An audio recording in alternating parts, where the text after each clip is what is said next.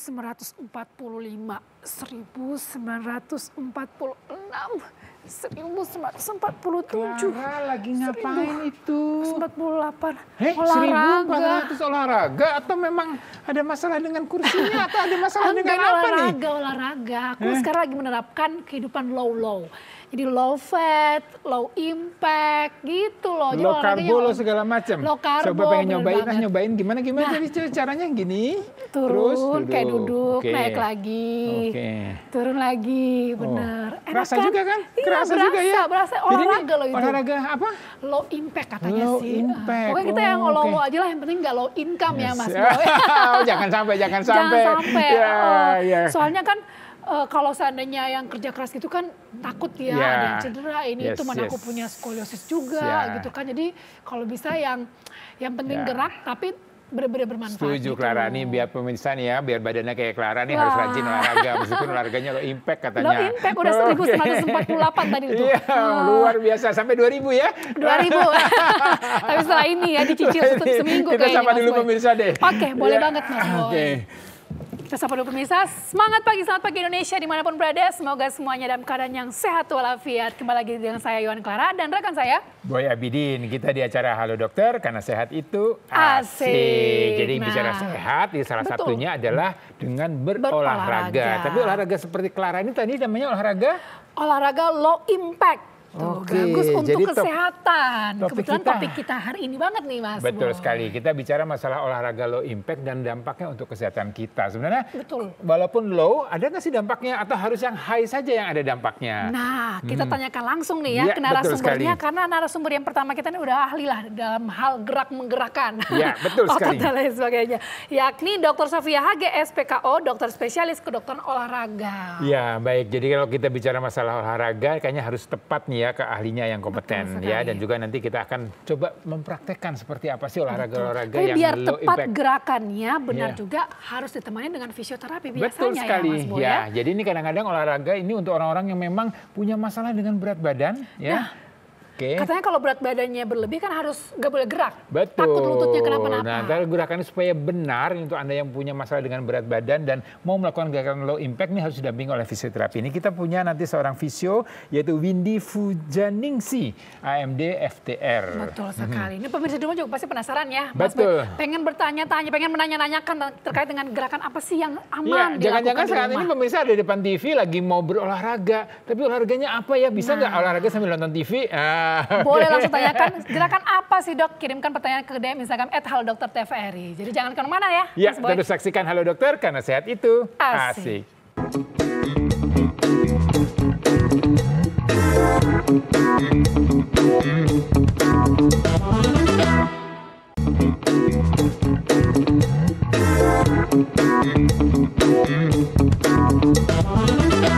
Kembali lagi di Halo Dokter karena sehat itu asik. Nah, kita mau ngomong tentang olahraga yang low impact. Betul. Ya. Tapi itu baik untuk kesehatan. Ya, yang saya tanya tadi yang dilakukan Dokter Clara ini bener nggak sih low impact? Beneran Mas Boy, nggak percaya. Itu mah cuma akal-akalan Clara aja. Beneran Mas Boy, nggak percaya nih. Emang olahraga berdiri duduk gitu. Kan otot-otot yang di belakang juga bisa ini ya, di belakang paha mungkin ya. Tapi daripada kita mendebat-debatkan paha kita berdebat nggak jelas. Betul, ini kita langsung panggilkan aja narasumber kita pertama, Dr. Sofia Hage, SPKO, dokter spesialis kedokteran olahraga. Halo Dr. Sofia. Ini kalau dokter olahraga ini riang banget, betul. Happy banget. Silakan duduk dokter. Habis olahraga kan Dokter Sofi? Oh iya dong. Oh iya dong. Langsung begini. Seminggu berapa kali olahraganya Dokter Sofi? Ini kita pengen tahu di bocorannya. Saya sih biasanya kalau lagi sibuk cuma dapat 3 kali. Tapi kalau misalkan lagi bisa nyempetin banget nih, bisa sampai 5 kali seminggu tuh dokter. Wow, luar biasa. Itu ya alasan orang sibuk nggak sempat olahraga. Harus disempatkan, prioritas ya. Tapi ini ngomong-ngomong olahraga yang dilakukan Clara. Duduk berdiri. Dia bilang aku punya olahraga udah 1000 sekian katanya gitu. Iya. Kalorinya sih nggak sampai 1000, tapi bener itu olahraga dok. Olahraga atau aktivitas fisik nih pertanyaan. Kalau aktivitas fisik itu adalah semua kontraksi otot yang kita pakai untuk melakukan kegiatan sehari-hari. Contohnya beres-beres rumah, cuci mobil, cuci piring, cuci piring itu aktivitas fisik. Tapi kalau olahraga ada aturannya, ada keniatannya. Jadi kalau misalkan Dokter Clara menyempatkan 10 menit untuk melakukan gerakan tersebut, ya itu masuk olahraga. Kalau melakukan gerakan tersebut dengan aturan tertentu, jadi posisi kakinya harus seperti apa, posisi badannya harus seperti apa, berarti itu masuk ke olahraga. Jadi ada aturannya, teratur, terukur, dan baik dan benar dilakukannya. Gitu. Tapi tadi ngomong-ngomong Clara bicara ada low impact. Emang ada medium impact, ada high impact, ada apa lagi nih? Kayaknya dibagi-bagi lagi. Nah, mungkin kita bisa masuk ke semua. Nah, jadi kalau dari definisi olahraga low impact itu adalah jenis olahraga yang membutuhkan kedua atau setidaknya satu kaki yang menjejak ke lantai atau permukaan. Kenapa? Tujuannya adalah supaya berat badan ini disangga dengan baik oleh kedua kaki atau salah satu kaki. Ini harus dibedakan dengan low intensity, dok. Kalau low intensity atau intensitas rendah, sedang, dan tinggi, itu kita pakai patokan nadi. Ya kan? Atau kadang-kadang tes bicara. Itu biasanya paling awam itu biasanya bilang, oh itu olahraga ringan atau olahraga berat. Itu biasanya maksudnya intensitasnya. Sementara kalau low impact itu adalah lebih ke bukan intensitasnya, tapi ke dampak terhadap persendian tubuh. Artinya ada benturan, ada impact. Tidak ada benturan. Kalau low impact biasanya tidak ada atau minim sekali benturan. Jadi contohnya misalkan kalau kita jumping jacks. Nggak mendarat dong? Kalau low impact kita melayang, enggak jangan dong. Kalau high impact kan jumping jacks. Kalau low impact, nggak ada lompat-loncatnya. Gitu. Nanti lompat tapi nggak mendarat dong. Betul. Kalau jalan dihitungnya low impact. Jalan dihitungnya low impact. Kalau lari dihitungnya high impact. Betul sekali. Jadi bentuk olahraga low impact itu adalah berenang, jalan kaki, bersepeda, sepatu roda, ya kan? Karena kita tidak mendarat dengan satu kaki tapi sliding, ya kan? Yoga, pilates, tai chi, dan calisthenics. Calisthenics ini mungkin istilah yang baru ya. Calisthenics itu adalah latihan kekuatan otot dengan menggunakan berat badan sendiri. Jadi nggak pakai beban dumbbell atau barbell atau kettlebell, tapi contohnya misalkan push up, sit up. Nah, itu adalah calisthenics. Berat juga loh, apalagi kalau misalkan berat badannya 80 kilo misalkan. Nah, biasanya nih ibu-ibu tuh suka banget sama dansa-dansi. Ya kan? Kelas zumba lah, kelas aerobik lah, dansa. Itu sebenarnya bisa kita buat low impact dengan modifikasi. Jadi kalau misalkan nih ya, pas lagi kelas zumba tiba-tiba ada gerakan yang meloncat gitu. Ya kita jangan meloncat. Gitu aja. Ini sekarang pertanyaannya kenapa harus ada olahraga low impact? Nah, kenapa harus ada olahraga low impact? Karena ada orang-orang yang tidak boleh menyangga berat badan tubuhnya di persendian tubuh. Contohnya orang yang obesitas. Orang dengan osteoartritis atau radang sendi, jadi biasanya sudah lanjut usia. Kemudian juga adalah orang-orang yang misalkan punya cedera tulang belakang, kayak misalkan HNP, riwayat sudah operasi tulang belakang misalkan. Jadi tidak boleh ada dampak melompat-meloncat ke persendian manapun, baik itu tulang belakang ataupun lutut. Nah, biasanya inilah yang kemudian membuat seseorang harus memodifikasi latihan atau olahraganya. Tidak ada alasan tidak olahraga. Betul karena saya sakit lutut, karena saya gemuk, saya nggak usah olahraga. Nanti lututnya kenapa-napa. Karena olahraga itu bisa untuk semua orang. Yang penting adalah memodifikasi. Nah, ini yang tadi sempat disebut nih, Dok. Jadi obesitas atau berat badan berlebih, usia lanjut, bahkan ibu hamil itu harus berolahraga, tapi olahraganya harus yang low impact. Dan semua yang misalkan ada yang misalkan hipertensi, kemudian sudah punya riwayat penyakit jantung koroner atau bahkan sudah pasang balon atau ring. Nah, bukannya tidak boleh olahraga, tapi olahraganya harus olahraga yang low impact. Kalau ibu hamilnya itu mungkin mantan atlet ya, atau kalau mungkin atlet aktif lah, hamil gitu kan. Kayaknya nggak berasa ini. Padahal nanti kalau misalkan kita contoh ini, nanti kan bakal ada narasumber yang kedua ya. Kita bakal lihat gerakan yang sebenarnya mungkin terlihat sederhana, tapi kalau dilakukan, wah itu sama beratnya. Makanya bayangkan kayak Dokter Clara tadi naik turun dari kursi ya. Naik turun dari kursi mungkin kalau cuma 10 kali santai. Tapi kalau misalkan naik turun kursinya nggak sampai duduk nih. Jadi ngambang, nggak nempel. Tuk, Nah, ini juga low impact, tapi lebih berat. Bayangin kalau 3 set, 1 set isinya 10. Capek juga kan? Sebentar, Dokter Sofi, kalau low impact dampak terhadap kesehatan sama nggak dengan yang normal impact deh? Jadi kalau kita lihat satu jumlah kalori, memang jumlah kalorinya lebih rendah. Karena kalau misalkan kita high impact, ada lompat-loncat, biasanya jumlah kalori yang dibakar lebih tinggi karena metabolisme lebih tinggi. Tapi kalau kita lihat manfaat kesehatan terhadap jantung dan paru-paru, kekuatan otot, bedanya cuma 11-12, Dok. Kalau dilakukan dengan baik dan benar ya. Jadi kalau misalkan untuk mengurangi berat badan karena jumlah kalori, mungkin tidak bisa dibandingkan dengan high impact. Tapi kalau misalkan untuk mempertahankan kesehatan, manfaatnya sama saja. Sama saja ya, daripada tidak bergerak ya. Betul, dan daripada dengkulnya kenapa-napa juga ya. Dengkulnya kenapa-napa bahaya juga loh, Mas. Iya. Silakan lanjutkan, Dokter. Nah, jadi kalau gitu yang penting dilakukan, nanti kan kita memperagaan nih. Yang penting dilakukan adalah sebelum melakukan apa-apa tetap harus pemanasan dan pendinginan. Standar meskipun ini terlihat baku. sederhana, tetap harus stretching, tetap harus diregangkan ya kan badannya. Kemudian ketika melakukan harus atur nafas, karena kalau tidak maka akan tetap at the end of it, di akhir itu akan kehabisan nafasnya. Karena pasti kan kita akan melakukan misalkan 2-3 set, 1 set isinya 10-15. Nah, itu kalau kita tidak mengatur nafas, biasanya masuk set ketiga kita udah kok capek ya gitu. Padahal mungkin sebenarnya bukan capek, hanya saja kita tidak mengatur nafas dengan baik. Kadang juga suka lupa bernapas tuh. Kalau lagi mengerjakan sesuatu. Kadang-kadang suka tahan napas kan. Jadi kita naik turun tapi oksigennya nggak masuk. Betul. Mungkin sekalian tips nih ya, Dok ya, biar nggak penasaran juga.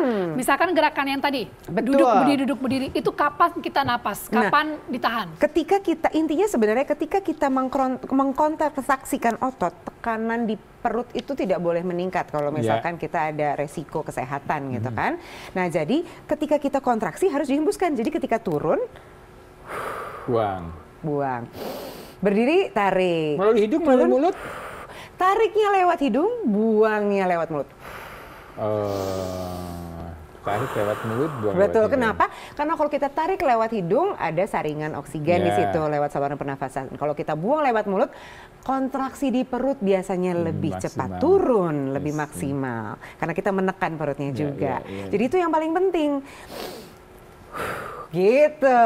Nah, itu tadi kalau bicara masalah prinsip olahraga kan ada istilahnya, kalau nggak salah saya ada FIT ya, frekuensi, intensitas, tipe, dan type. Nah, ini kalau untuk yang low impact ada juga aturannya? Ada juga. Jadi sebenarnya low impact itu kan hanya jenis ya. Tapi kalau kita lihat dari bentuk olahraganya, ada yang sifatnya kardio, kayak kalau misalkan kita lihat nih, yang bentuk berenang, jalan kaki, bersepeda, dan sepatu roda, ini adalah olahraga yang sifatnya kardio atau aerobik gitu ya. Melatih kekuatan jantung dan paru dan membantu kebugaran jantung dan paru. Kalau yoga, pilates, tai chi, dan kalistenik ini lebih ke kekuatan otot dan fleksibilitas. Jadi dua-duanya sebenarnya penting dilakukan. Ini yang kita sebut sama type ya kan. Nah, ini type-nya. Jadi tinggal pilih nih, misalkan mau olahraga low impact, seseorang yang nanti kita angkat kasus kan obesitas ya. Misalkan seseorang yang obesitas, pilih misalkan antara kombinasi berenang dan jalan kaki untuk kardionya. Dilakukan selama 3-5 kali seminggu, yang penting dosis 150 menit seminggu tercapai. Sama ya? Sama rumusnya. Nah, kemudian kalau kekuatan otot 2-3 kali seminggu di hari yang tidak berturutan. Jadi baik itu yoga, tai chi, pilates, atau kalistenik. Itu tadi kita bicara soal frekuensi, kita bicara soal type, ya kan? Waktunya gimana? Tadi kan kalau waktu udah kelihatan ya. Kalau kekuatan otot seperti apa? 2-3 set, masing-masing set isinya 10-15 repetisi. Dokter Sofi mungkin bisa sambil duduk dulu ya, Dok ya. Wah, makin penasaran ya. Ini kalau gerakannya seperti apa gitu kan? Kadang orang suka langsung intinya, Dok, gerakannya seperti apa ya. Pemirsa juga pasti penasaran dong ya. Tapi tahan dulu ya, Dokter Sofi ya. Kita akan lanjutkan ngobrol-ngobrol dengan Dokter Sofi, dokter spesialis kedokteran olahraga ya, mengenai olahraga low impact dan dampaknya buat kesehatan. Jangan kemana-mana, karena Halo Dokter, sehat itu asik.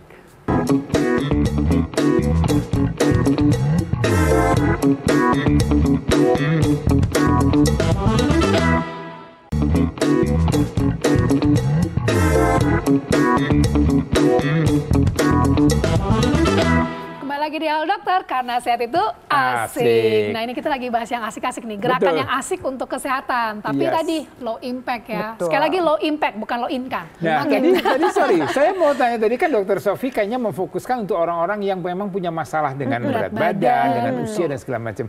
Kalau low impact ini dilakukan dengan orang-orang yang berat badan ideal, orang yang tidak tua gitu, boleh nggak atau ada manfaatnya nggak, Dok? Sebenarnya bukannya tidak ada manfaatnya ada, tapi biasanya untuk orang-orang yang terutama sudah terbiasa dengan olahraga, Dok, ini kurang ada tantangannya. Ya, karena kan seperti kita tahu, pasti kalau kita olahraga, tingkat kebugaran kita akan meningkat seiring dengan kita berolahraga secara teratur. Mungkin di awal-awal ini bagus. Jadi misalkan saya berat badannya ideal, saya tidak mengalami keluhan, tapi saya baru mulai olahraga. Nah, di titik ini kita boleh melakukan low impact, malah dianjurkan supaya tubuhnya beradaptasi terhadap olahraga teratur tersebut. Tapi sesudah beberapa waktu, biasanya 8 sampai 12 minggu, jadi 2 sampai 3 bulan, biasanya tingkat kebugaran kita akan meningkat. Kemudian gerakan-gerakan yang sebelumnya mungkin sulit dilakukan, jadi lebih gampang dilakukan. Nah, di titik itu kan biasanya ada kejenuhan ya. Jadi aduh, kayak gini-gini aja ya gitu. Kurang tantangan. Saya kayaknya udah bisa nih disuruh plank 30 detik gitu kan. Disuruh 1 menit juga bisa gitu. Nah, jadi di titik itulah sebenarnya kita kemudian meningkatkan bentuk latihan atau biasanya mengubah dari low impact jadi high impact. Ketika tubuh sudah mulai adaptasi, tidak ada kontraindikasi, dan tentunya akan menambah tantangan supaya makin sering dan makin rajin olahraga. Berarti nggak yang useless juga ya, Dok ya? Kalau terbiasa yang high impact, turun ke yang low impact. Nah, biasanya kalau misalkan kan kadang-kadang kan kita manusia ya suka hilaf. Jadi kalau sudah melakukan high impact, terus tiba-tiba kita liburan misalkan, 2 minggu liburan tidak melakukan olahraga sama sekali, biasanya kita mengharapkan ekspektasi ketika mulai olahraga ada di titik yang sama seperti sebelumnya atau sama-sama high impact. Nah, ini sayangnya tidak terjadi karena tubuh kita nggak kayak komputer yang bisa save terakhir kali di mana. Gitu kan? Jadi dimulai lagi. Mulai lagi dari low impact. Ya, tapi Dok, sebenarnya penasaran tadi bedanya secara definisi antara low impact kan tadi dikatakan tadi kaki. Kalau yang high impact atau yang ada yang moderate atau apa gimana, Dok? Perbedaan secara umum. Jadi perbedaan secara umum low impact sama high impact itu benar-benar terhadap beban persendian aja, Dok. Jadi kalau dilihat intensitas, seringkali orang yang melakukan low impact kalau misalkan gerakannya cukup berat gitu ya, atau kombinasi gerakannya cukup berat, itu nadinya juga akan naik sama seperti melakukan gerakan-gerakan yang high intensity atau high impact gitu. Jadi intensitas dan impact itu harus kita bedakan karena kategorisasinya itu bukan berarti bahwa kalau low impact tidak bisa high intensity. Cuman tingkat kesulitannya mungkin harus kita ubah gitu. Misalkan kalau untuk usia lanjut begini itu sudah masuk ke high intensity karena dia tidak terbiasa menggerakkan. Kalau untuk misalkan ibu hamil di trimester 1 yang sebelumnya sudah aktif, ini nggak ada apa-apanya gitu ya kan. Jadi harus diubah, misalkan nggak pakai kursi gitu, misalkan pakai bola yoga di dinding karena untuk ibu hamil kita juga harus melatih keseimbangan dan core misalkan. Nah, itu jadi lebih sulit seperti itu. Jadi, kalau durasi, Dok? Nah, kalau durasi ini tergantung sebenarnya apa yang mau dicapai. Kalau misalkan gerakannya adalah sifatnya yang kardio, kita durasi ini bergantung kepada jumlah menit ya kan. Kalau misalkan kelas Zumba, misalkan jelas sudah pasti 45 sampai 60 menit ya kan. Tapi kalau misalkan kita melakukan kombinasi-kombinasi gerakan tertentu, biasanya patokan yang paling baik adalah untuk aerobik itu minimal 30 menit. Nah, jadi kalau misalkan kita melakukan gerakan aerobik, contohnya apa sih? Misalkan jalan di tempat, ya kan? Misalkan juga adalah kita melakukan gerakan-gerakan yang berulang atau repetitif seperti ini, itu juga termasuk kardio atau aerobik. Biasanya kan contohnya adalah kelas Zumba atau kelas senam, SKJ-an gitu. Nah, tapi itu juga ini biasanya ada pertanyaan titipan dari ibu-ibu rumah tangga nih, Dok ya. Kayaknya istri dokter ya? Dia mau tetap berolahraga yang low impact, tapi kerjaan rumah beres. Ada nggak, Dok, contoh gerakan-gerakan low impact yang masih sambil beresin rumah gitu? Permasalahannya, Dok, sampai sekarang saya belum baca jurnal yang bilang kalau melakukan cuci piring selama 30 menit akan menurunkan penyakit jantung sebanyak 40%. Itu belum ada. Kalau cuci baju udah cuci baju gitu. Nggak ada aturannya, cuci baju harus bagaimana, cuci piring harus bagaimana. Dan itu balik lagi kan, definisi olahraga adalah harus ada aturannya, harus bisa diukur gitu. Dan sampai sekarang kita nggak punya aturan dan bagaimana cara mengukur jumlah kalori atau kekuatan otot yang dilatih dengan melakukan pekerjaan rumah rumah. Jadi sayangnya kalaupun sudah capek melakukan pekerjaan rumah, tetap harus olahraga. Nah dok, kalau misalnya olahraga low impact ini, sebenarnya ada persiapan khusus nggak sih dok untuk melakukan kegiatan olahraga low impact ini? Atau karena low ya udahlah sesiapnya aja atau semaunya aja, sekapan aja gitu? Nah, sama seperti olahraga pada umumnya, tetap harus melakukan pemanasan dan pendinginan. Tetap harus melakukan atur nafas sebelum kemudian melakukan intensitas yang cukup berat gitu ya. Jadi sebelum melakukan olahraga ini tetap stretching dulu, peregangan dulu, baik itu upper body maupun lower body. Kemudian melakukan peregangan statis dan dinamis gitu ya. Jadi ditahan, kalau yang ini statis. Kalau dinamis itu biasanya yang ada gerakannya. Nah, sesudah itu baru masuk melakukan olahraga tersebut. Dan jangan lupa tetap menyediakan botol air minum. Karena seringkali kita merasa, oh low impact itu sederhana, kita nggak perlu minum. Padahal sebenarnya kalau kita haus, kita sudah kehilangan cairan. Kalau di luar ruangan, di dalam ruangan, kemudian pagi atau malam atau sore itu gimana dok? Ada nggak perbedaan untuk low impact? Sebenarnya kalau untuk low impact tidak ada dok. Cuman karena memang kita biasanya menganjurkan low impact untuk usia lanjut, jadi biasanya mendapatkan sinar matahari pagi itu berguna. Nah, jadi dilakukan pagi hari, ya kan, sambil mendapatkan 30 menit cahaya matahari pagi, itu akan membantu meningkatkan kepadatan tulang karena vitamin D dan kalsiumnya terabsorpsi dengan baik dan sebagainya. Oke, Dokter Sofi, Mas Boy, ini kita penasaran ya, gerakan seperti apa yang kayaknya bisa dilakukan ya kan? Kita langsung saja ya panggilkan narasumber kita yang kedua, Dokter Visio Windy Fujaningsi AMD FTR. Alimadia Fisioterapi. Halo Visio Windy. Selamat datang. Dokter Sofi mungkin bisa bergeser. Silakan. Duduk lagi. Duduk lagi kalau misalnya. 2100. Hai dokter-dokter semuanya. Ini panggilannya Visio Windy. Iya, Visio Windy. Ini kalau bicara masalah fisioterapi ini mungkin sedikit supaya pemirsa tahu bedanya atau apa sih kekhususan dari fisioterapi ini? Nah, fisioterapi sendiri sebenarnya sudah ada definisinya di mana kita membantu memulihkan fungsi dan gerak tubuh pasien secara individual maupun berkelompok. Kurang lebih seperti itu. Jadi yang ada gangguan secara fungsional dalam gerakannya itu bisa direhabilitasi atau bareng dilatih bersama fisioterapi. Ya, ini pas banget nih dengan topik kita mengenai low impact. Jadi kan tadi kan Dr. Sofia bicara masalah yang berat badan berlebih, yang ada masalah dengan sendi-sendi dan segala macam. Ini dari sisi fisioterapi sebenarnya apa hal khusus yang harus diperhatikan untuk orang-orang punya masalah itu? Oke, baik. Ini boleh sedikit ke slide-nya. Oke, kita ngobrol dulu aja kali nanti slide-nya di segmen berikutnya. Iya, boleh dulu aja. Banyak nggak sih orang yang misalkan dengan diabetes yang akhirnya mampir ke Visio banyak Windy? sekali.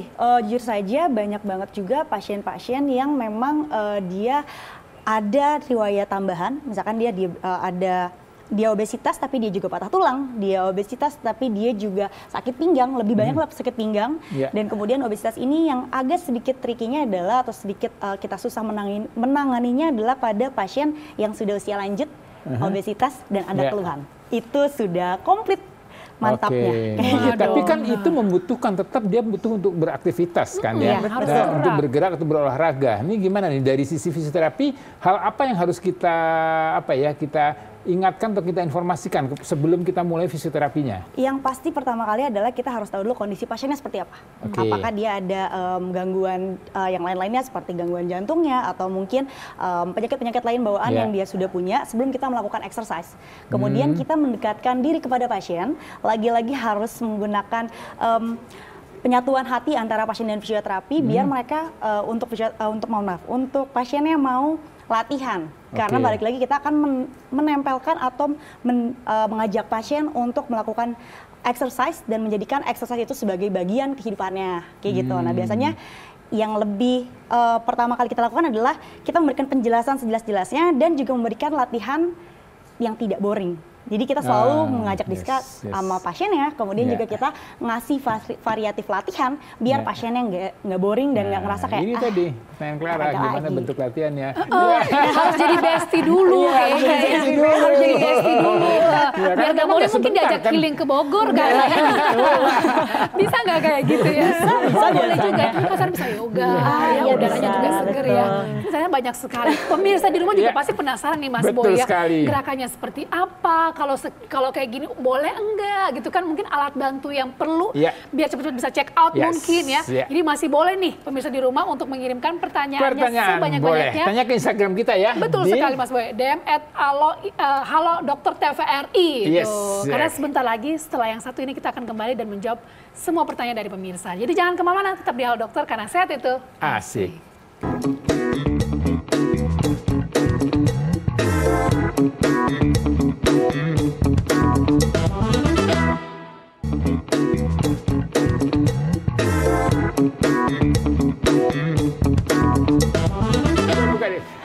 Ya pemirsa, terima kasih tetap di Halo Dokter karena sehat itu asik. Jadi hari ini kita ada kedatangan dokter kedokteran olahraga dengan fisioterapi. Kita bicara masalah low impact dan dampaknya untuk kesehatan. Khususnya kita bicara orang-orang yang memang memerlukan perhatian khusus untuk melakukan kegiatan olahraga ini. Yes, silakan. Ini Fisio Windy bisa langsung tampilkan ya. Ini izin melanjutkan. Selain tadi yang sudah dipaparkan oleh Dr. Sophia itu benar-benar sangat ada korelasinya dengan fisioterapi. Jadi biasanya setelah nanti dari dokter udah oke ACC pasiennya ini biasanya langsung kerja sama fisioterapi biar nanti fisioterapi bantu lebih intens lagi menghadapi kondisi si pasiennya. Nah ini kalau misalkan banyak orang-orang juga yang nggak tahu sebenarnya apa hubungannya fisioterapi sama obesitas, atau mungkin emang bisa fisioterapi mendampingi pasien-pasien obesitas, tentunya sangat bisa. Kenapa? Karena fisioterapi sendiri juga membantu untuk satu nggak bikin boring tadi exercise-nya, kedua juga biar nanti lebih terarah lagi apa yang disampaikan oleh dokter dan kita mengamankan jalannya sampai sesuai dengan goals yang diinginkan oleh pasien dan juga dokternya, seperti itu. Baik, selanjutnya di sini seperti yang kita tahu orang obesitas itu pasti selalu ada kelemahan otot. Yang ini yang selalu kita perhatikan, pasti ada bad posturnya, kemudian juga pasti ada mengalami nyeri persendian dan juga akhirnya menghambat proses penyembuhan. Proses penyembuhan yang seperti apa sih yang bikin obesitas ini nggak bisa sembuh cepat? Satu, karena ototnya lemah. Kita yang harusnya eksercisnya makin banyak, jadinya nggak bisa karena alasannya, aduh sakit nih, capek nih, aduh bisa nggak? Berat kayaknya badan saya nih, bisa nggak diganti latihannya? Kemudian bad posturnya akan menambah buruk lagi si ototnya karena yang makin besar, perutnya akan semakin, badannya akan semakin bongkok, akan semakin ada nyeri pinggang dan juga macam-macam. Persendiannya makin lama makin kegerus karena berat badan yang besar. Kemudian juga akhirnya dia tidak bisa bergerak dengan leluasa, akhirnya bisa menjadi kaku dan makin gak enak juga. Akhirnya proses kesehatannya juga terhambat lagi ya.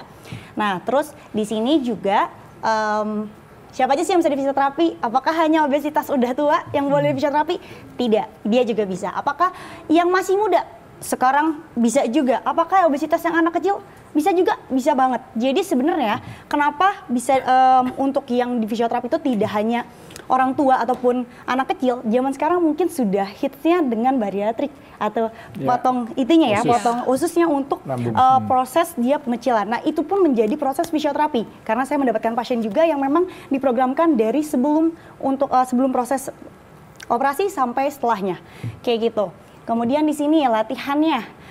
Nah, yang dikerjakan fisioterapi adalah biar kurang sakitnya, ningkatin metabolisme kardiovaskularnya sesuai tadi yang disampaikan sama dokter juga, menambah kekuatan muscle-nya, meningkatkan pergerakan dari si pasiennya, sama meningkatkan fleksibilitas otot dan postural tubuhnya. Ini yang akan dikerjakan fisioterapi nantinya karena biar untuk mengurangi hal-hal yang tidak diinginkan seperti tadi sakitnya, kemudian seperti tadi bad posture dan segala macamnya, kita akan bantu untuk di sininya gitu loh, sesuai dengan arahan dari dokternya. Nanti kita akan memimpin atau membimbing bareng lah si pasiennya kayak gitu.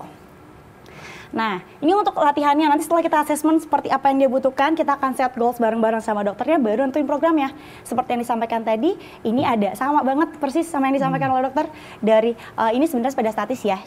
Kemudian juga di sini bisa berenang juga sama bed exercise atau mat exercise. Ini adalah yang bisa dilakukan di rumah yang akan kita praktekkan saat ini. Cuman karena di sini tidak ada matrasnya untuk saat ini, jadi kita akan kasih yang lebih simpel lagi. Kalau misalkan aduh nggak bisa check out nih, pengen latihan sekarang, latihannya langsung saya kasih tanpa matras, langsung capcus seperti itu. Sebelum latihan duduk dulu deh Mbak Windy. Ya. Tapi ini menarik ya. Tadi kan kesannya yang saya tangkap adalah fisioterapi itu kayak seperti personal trainer ya. Artinya memang mendampingi dengan tadi dokternya sudah memberikan arahan harus seperti ini. Nah itu kan dari sisi kita maunya seperti ini, dari sisi medis, dari sisi fisioterapi. Tapi kalau pasiennya kemudian, aduh gue nggak kuat, gue mau dikurangi aja, itu boleh nggak sih? Ada bargain nggak sih? Atau boleh nego nggak? Boleh nego nggak gitu? Sejauh apa dulu nih negoannya? Sesuai nggak nih? Mantep nggak? Enggak sih, sebenarnya balik tadi yang disampaikan sama dokter juga disampaikan bahwa yang namanya olahraga itu dia sudah ada setnya, sudah sudah ada aturannya dan juga gerakannya disesuaikannya. Terus karena kita punya goals, jadi mau nggak mau mereka harus mengikuti untuk mencapai goals tersebut. Kalau misalkan mereka pengennya nego, terus-terusan nego ya, kita juga kasih tahu bahwa mungkin penyembuhannya akan lebih lama. Kita akan kasih edukasi juga, penyembuhannya akan lebih lama dan mungkin proses penguatannya akan lebih lama lagi, nggak yang sesuai dengan target yang kita mau. Dan itu kalau misalkan pasien yang ngedilin, diusahakan jangan sampai ngedil ya, jangan sampai deal deh dia mau gitu. Kita pokoknya paksa mereka harus sampai, iya deh, butuh banget nih saya sehat gitu. Nah pertanyaan saya berikutnya adalah berapa lama sih sebenarnya kalau untuk satu paket itu dianggap selesai atau itu optimal untuk fisioterapi? Untuk yang sampai obesitas. Penilaian berikutnya lah ya, atau enggak. Jadi di kita itu ada yang namanya FAS atau pokoknya kita ada cek buat skala nyeri. Kita bisa cek skala nyerinya. Kalau misalkan mereka merasa nyeri, keluhannya adalah nyeri dengan obesitasnya yang nyeri, itu kita bisa cek di situ. Itu satu. Kemudian kita tadi kan ada asesmen ya. Kita lihat juga bagaimana kekuatan ototnya. Kita juga bisa cek secara kekuatan ototnya, berapakah dia kekuatan ototnya di 0 kah, 1 atau 2 kah, MMT-nya. Kemudian setelah itu kita lihat apakah dia ada gangguan persendiannya, bagaimana dengan derajatnya atau ROM-nya atau gerak sendinya. Kita juga akan cek. Nah, bagaimana mengatakan itu berhasil, berapa lama? Ketika ada perubahan, itu adalah sebuah proses. Ketika proses itu bertambah, misalkan LGS-nya dari awalnya cuman dia nggak bisa, dia nekuknya cuma segini aja, tapi setelah dia latihan karena dia banyak latihan dan akhirnya ototnya kebentuk, nambah nih derajatnya, itu bisa dikatakan berhasil, kayak gitu. Dan proses itu yang dikatakan terus harus menjadi dia juga udah hilang sakitnya atau berkurang jauh rasa nyerinya, kemudian fleksibilitasnya meningkat, kemudian juga dia tidak ada keluhan ketika aktivitas fungsional apapun. Seperti itu. Jadi memang kalau durasi itu nggak yang terlalu diplotkan, harus sekian lama ya, tergantung dengan progres yang dia capai itu. Saya mau tanya sama Dr. Sofi nih, kalau orang yang obesitas, kan kita pernah ada beberapa film-film ya di luar Indonesia kan orang Antonio gemuknya luar biasa, kemudian dia disulap berubah menjadi kurus. Nah itu apakah yang pilihan terbaiknya adalah low impact? Sebenarnya kita nggak bisa bicara cuma low impact ya dok ya. Kalau misalkan kita bicara obesitas, biasanya kita harus mengevaluasi juga apakah misalkan sudah ada gangguan gula darah, sudah ada gangguan kolesterol, ya harus melihat secara holistik juga tentunya. Dan berdasarkan faktor resiko kesehatan itu, kemudian modifikasinya biasanya ada 3 pilar. Yang pertama adalah faktor nutrisi, jadi dari nutrisi yang dia makan juga harus dimodifikasi. Yang kedua dari olahraganya gitu ya, bagaimana dia memilih olahraga, biasanya paling aman memang low impact dulu nih gitu. Kadang-kadang bahkan mulai dengan low impact aja sulit karena biasanya sudah ada pola untuk tidak menyempatkan diri untuk berolahraga gitu ya.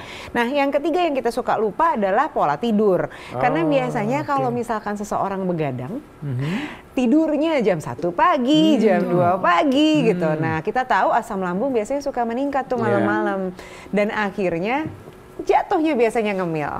Dan kalau ngemil itu biasanya bocor yang paling tidak disadari. Karena kalau makan biasanya mereka bilang, saya makannya sedikit dok gitu kan.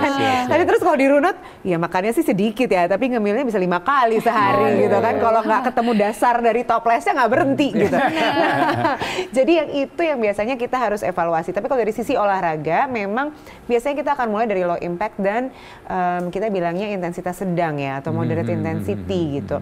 Karena biasanya itu yang cukup aman gitu. Nah, Mbak Windy sendiri punya pengalaman nggak ada pasien yang memang dia obesitas ya, kemudian dia mau menurunkan berat badan, kemudian dibantu oleh fisioterapis? Iya, ada. Saya pegang pasien, nggak banyak tapi sekarang masih proses. Udah selesai sih sebenarnya. Kemarin tuh beliau melakukan bariatrik tersebut. Jadi progresnya memang dia sudah exercise sebelumnya, cuman karena biasanya juga kan dibantu ya dok ya dari pola-pola yang tadi juga secara holistik tetap harus diperhatikan betul yang kata dokter itu.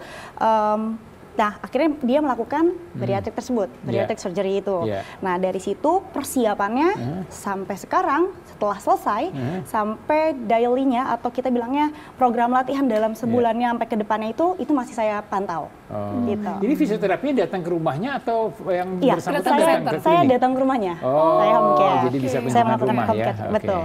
Seperti itu. Ini ingat ya, ini gerakan-gerakan ini tidak buat langsung BB turun drastis. Tapi lebih kepada kan makanya instan. Kalau bisa hari ini fisioterapi datang besok udah cool. Tapi lebih kepada fleksibilitas yang tadi ya, bisa betul meningkat, sekali. ototnya meningkat, itu yang jadi goal sebenarnya. Mari kita lihat gerakannya. Betul. Penasaran nih seperti apa? Ayo Fisio Windy. Baik. Apakah dokter mau memberi dulu 1-2 gerakan lanjut? Silakan Mbak. Oke, berarti ceritanya resepnya udah sampai ke sini. Iya. Oke, baik. Jadi latihannya itu kita cuma butuh ruangan yang sangat nyaman, tidak perlu terlalu besar. Yang penting nyaman sebadan, ketika lingkar tangan depan, samping sini cukup ya. Kemudian gerakannya yang tadi sudah disampaikan sama dokter, tidak harus yang heboh banget. Kita tidak perlu loncat-loncat. Kita bisa melakukan squat. Squatnya juga bisa tadi yang dimodifikasi dengan squat dengan dibahas kursi. Ini kalau misalkan yang kita posisikan diri kita yang obesitas ya. Dia besar, dia tidak mungkin bisa menahan posisi yang 100 besar. Jadi kita posisikan di bawahnya harus ada penyangga biar nggak jatuh ke bawah ya. Jadi posisinya dia hanya untuk tahan posisi duduknya. Tapi tidak boleh langsung duduk. Tapi kalau misalkan belum bisa, duduk dulu nggak apa-apa.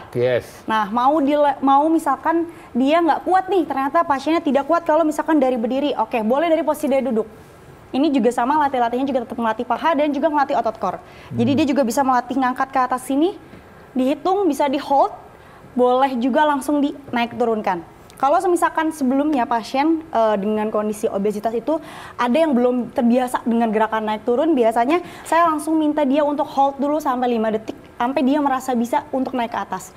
Jadi biasanya untuk aktivasi muscle-nya terlebih dahulu, kita minta dulu dia naik, di hold dulu semampunya dia. Setelah bisa baru kita targetkan, misalkan dia bisa 5 detik, kita targetkan ke 10 detik. Jadi artinya bertahap ya itu ya? Betul sekali. Boleh nggak kalau awal-awal dia, kalau yang gemuk banget kan susah, mau berdiri setengah mati. Pegangan dulu boleh nggak? Boleh. Nah itu bertahapnya boleh dengan cara untuk kita mengukur kayak berapa sih maksimal repetisi yang akan dia lakukan, berapa sih intensitas tingginya. Kita pakai dulu semampunya dia sampai maksimal, baru kita kasih programnya kayak, oke, berarti setengahnya ya. Jangan langsung di full, jangan misalkan dia bisa 100 kali. Misalkan 10 deh ya, 10 kali. Nah 10 kali ngop banget sebadan-badan, berarti kita cobain dulu jadi 6 kali. 6 kali ya sampai bisa, tapi tanpa ngos-ngosan, tanpa berhenti. Nah setelah bisa dulu, setelah hold baru naik ke atas. Nah seperti itu adalah hal yang ringan. Mudah satu ya, ringan satu, betul kan? Betul, dan seringkali yang kita suka lupa tuh tulang belakangnya. Nah, kalau posisinya mau duduk tidak boleh nonggeng ya, bahasa awamnya kan nonggeng, nggak boleh jadi terlalu harus tegak. Betul, posisi tulang belakangnya harus netral dan tegak. Tidak boleh terlalu ke depan, tapi juga nggak boleh terlalu ke belakang. Itulah pentingnya ada seorang fisioterapis ya. Betul, bisa jadi jangan dianggap enteng ya. Sebenarnya kalau gerakannya salah ini bahaya buat tulang belakang. Beresnya encok soalnya. Bacanya di jalan. Tapi saya sedikit sebelum kita akhiri di segmen ini, Dr. Sofi, kalau tadi kan dikatakan sama Windy ada tadi ngos-ngosan dan segala macam. Artinya kan ada dampak terhadap jantung dan intensitas nadinya. Itu bagaimana, Dok? Ada parameter nggak dia harus berhenti deh, jangan teruskan gitu? Kita biasanya yang paling gampang itu yang kita sebut tes bicara. Tes bicara itu adalah ketika kita melakukan olahraga, kita bicara satu kalimat dalam satu nafas. Kalau itu bisa dilakukan, berarti olahraganya masih dalam intensitas sedang atau aman. Kalau misalkan dia masih bisa nyanyi, berarti itu adalah olahraga intensitas ringan. Jadi misalkan kita olahraga ini sambil kita pasang lagu gitu ya. Nah, tapi kalau kita masih bisa ngikutin lagunya, berarti sebenarnya kita sangat mudah melakukan gerakan itu. Jadi kurang tantangan nih, seperti yang tadi katanya Mbak Windy, harus ditingkatkan berarti gerakannya gitu. Tapi kalau misalkan sudah nggak bisa nyanyi, masih bisa ngobrol, tapi nggak ngos-ngosan. Jadi kalau kita udah nggak bisa menyelesaikan satu kalimat dalam satu nafas, artinya intensitasnya sudah terlalu tinggi. Oke, Dr. Sofi dan juga Fisio ini boleh sambil duduk dulu ya. Jadi kita mau iklan dulu nih. Bisa juga masih penasaran ya, kira-kira masih ada nggak ya gerakan yang lain yang bisa dikerjakan di rumah dengan cara yang sangat simpel. Jangan kemana-mana, tetap di Halo Dokter karena sehat itu asik. Cepat, Mbak.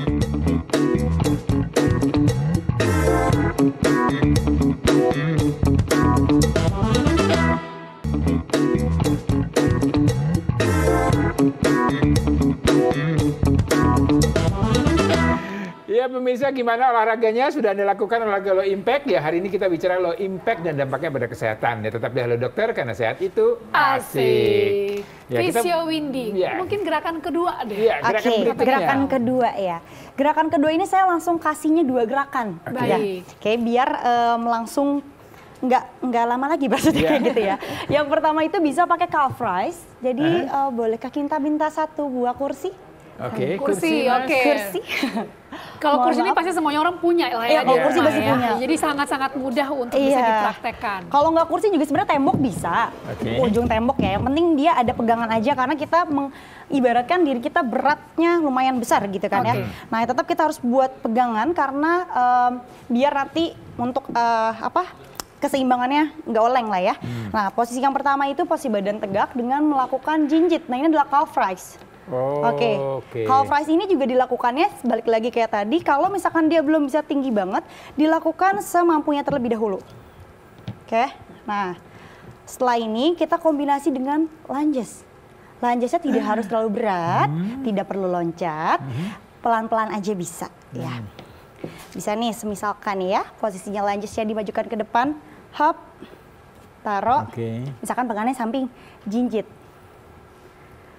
hop, taruh, jinjit. Dilakukan kiri dan kanan. Itu bisa dilakukan dan itu mudah. Tidak perlu ke gym, tidak perlu memerlukan tempat yang sangat luas dan tidak perlu alat mudah bantu buat lain. yang kurus. Kalau yang berat mah ngos-ngosan, Bu. Kayaknya lututnya baru begini nggak bisa balik lagi nih Mudahnya kayaknya. adalah tidak perlu pergi keluar ruangan. Tidak Bisa perlu dilakukan di rumah. ya. Seperti itu. Itu 2 latihan bisa pakai calf rise dan juga dibantu dengan lungesnya. Lungesnya tidak perlu yang pakai beban dulu, kan biasanya suka ada lunges yang pakai beban. Itu nggak perlu. Kita perlu cuman yang penting semajinya aja dulu, hop, naik dikit-dikit. Kita lagi hop gitu. Kalau misalkan langsung pegangan, naik. Biasanya kalau saya kasih ke pasien, naik, hop, jinjit. Gitu, baru agak luas. Ini kalau saya perhatikan tadi Mbak Windy ya, ini kalau nggak salah saya penilaian itu lebih ke latihan menguatkan otot paha. Kenapa sih fokusnya ke paha? Kenapa lower body ada terus? kelebihan apa di paha ini? Karena biasanya kalau kita terbiasa untuk bekerja, misalkan bekerja di kantor atau misalkan menghabiskan waktu di rumah, kita biasanya duduk. Ya, betul. Jadi kekuatan otot kaki itu tidak terlatih gitu ya. Sementara kalau misalkan seseorang dengan berat badan berlebih, biasanya untuk melakukan mulai olahraga itu membutuhkan kekuatan kaki minimal. Ya paling tidak harus ada kekuatan kakinya. Supaya kemudian motivasi untuk melakukan gerakan-gerakan jadi lebih tinggi gitu. Karena kesulitannya jadi lebih rendah. Menyangga berat badannya juga jadi lebih kuat soalnya kan. Resiko cedera berkurang, jadi lebih semangat untuk kemudian meningkatkan latihannya. Saya lagi berharap latihannya olahraga mulut. Itu mah kesukaan semua orang ya. Jadi kalori dengan Kurus dong kita ya. Oke, kita lihat pertanyaan dari pemirsa yang sudah dikirimkan lewat DM Instagram @haldoktertvri. Yang pertama datangnya dari Kustina. Selamat pagi dokter, ibu saya 64 tahun dengan riwayat hipertensi. Terakhir 180/78 tekanan darahnya.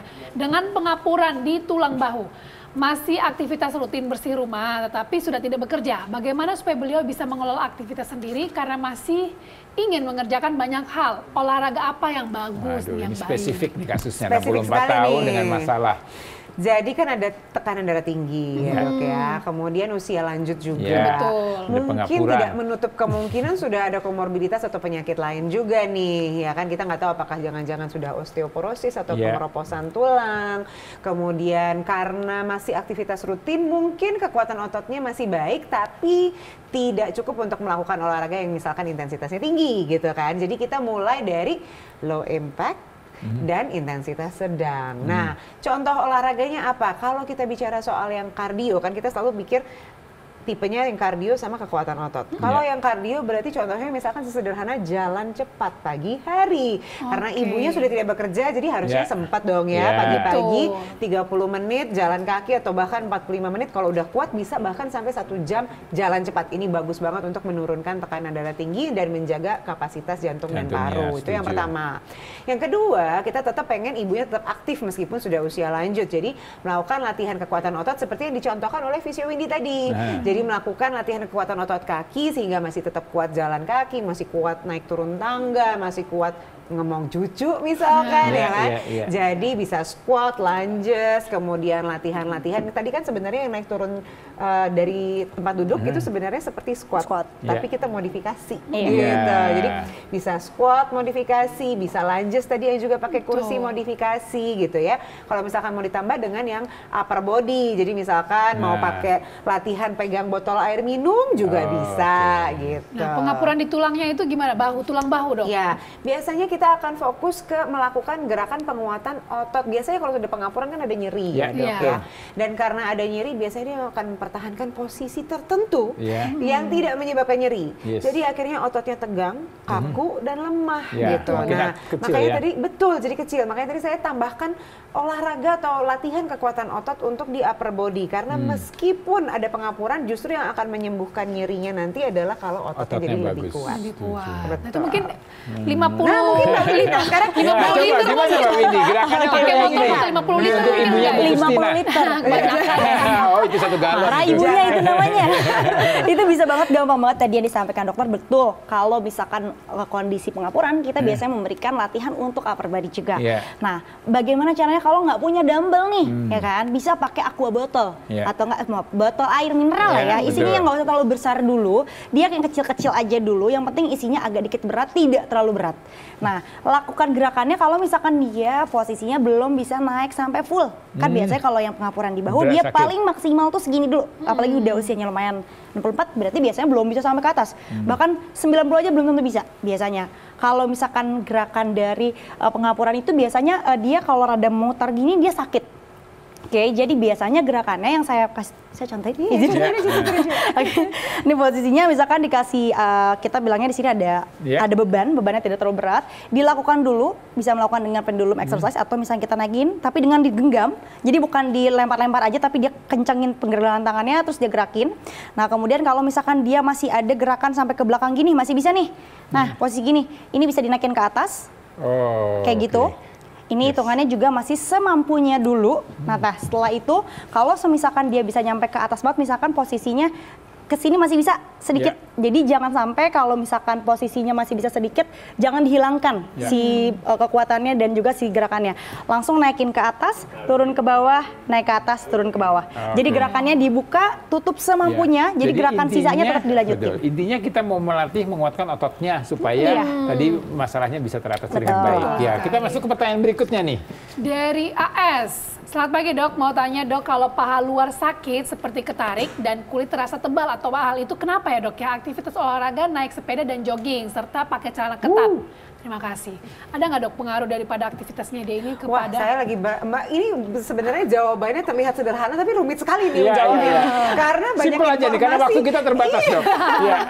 Informasinya banyak yang tidak tahu ya. Tapi saya beranggapan kalau ini paha luar berarti mungkin iliotibial band ya. Jadi area paha yang memang adalah jaringan ikat gitu. Seperti ketarik dan kulit terasa tebal atau baal itu biasanya berarti sarafnya tertekan karena mungkin ototnya tegang gitu ya. Berarti otot tegang atau spasme itu biasanya karena lemah gitu. Berarti mungkin jangan-jangan sebenarnya kekuatan otot pahanya lemah gitu sehingga kompensasinya akhirnya jadi menegangkan lapisan paha luar. Aktivitas olahraganya naik sepeda dan jogging. Jadi sebenarnya cukup aktif ya. Mungkin pakai celana ketatnya yang jadi masalah sehingga sirkulasinya jadinya terhambat gitu. Jadi kalau mungkin mengikuti pertanyaan ini sarannya adalah mungkin celananya terlalu ketat. Atau mungkin lupa pemanasan dok. Lupa pemanasan memungkinkan nggak? Mungkin lupa pemanasan dan stretching gitu ya. Jadi mungkin itu yang harus. Dan kalau misalkan ternyata celananya tidak bisa dengan nyaman dipakai untuk stretching dan pemanasan, berarti ya memang harus beli jadi kesimpulan kita hari ini ya pemirsa ya, jadi olahraga itu memang ada ilmunya itu poinnya ya, ada dokternya khusus, ada ahli fisioterapi yang khusus. Jadi kalau Anda mau melatih otot Anda atau mendapatkan manfaat untuk kesehatan tubuh Anda, maka harus Anda ikuti aturan-aturan yang baik dan benar untuk berolahraga. Ya, jadi pemirsa, terima kasih nih pemirsa sudah menyaksikan acara Halo Dokter ya. Tentunya terima kasih juga nih untuk Dr. Sofia ya, Dr. Sofia HG selaku narasumber kita dan juga Fisio Windy yang sudah mengajarkan cara-cara atau gerakan-gerakan yang simpel, mudah dilakukan di mana saja. Iya, pokoknya intinya Anda harus tetap bergerak, tetap beraktivitas, dan tetap berolahraga agar kita semua sehat. Tadi Ya. mungkin ada yang kelewatan nih, nggak sempat nonton episode yang ini, nanti boleh langsung disaksikan di YouTube-nya TVRI Nasional. Jadi saksikan terus Halo Dokter, karena sehat itu asik. Bye.